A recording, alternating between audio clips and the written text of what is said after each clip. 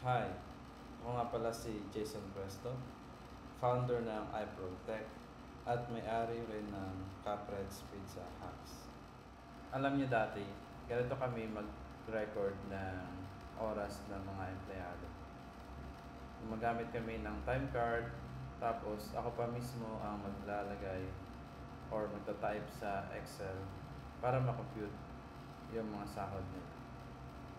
Sobrang hassle, minsan mali, minsan may nawawalang record. Dito ko naisip, bakit hindi na lang ito pwede i-automate?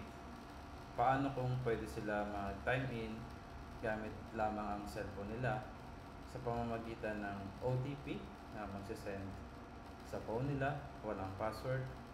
Ito ay magiging safe, mabilis at may record agad. Kaya gumawa ako ng isang web app na OTP-based time in, time out system.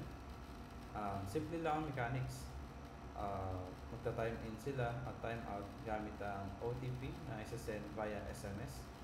Then sa employer dashboard, merong logs para sa time na makikita niya at meron ding report para pwede i-export for payroll.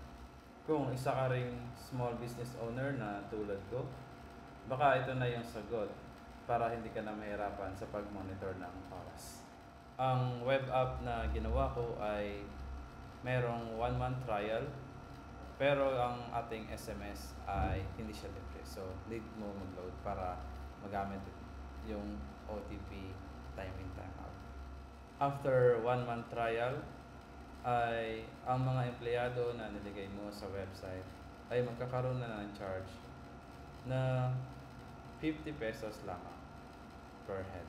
Maglalagay na lang ako ng link sa baba kung saan pwede mag-sign up at para ma-schedule natin yung onboarding.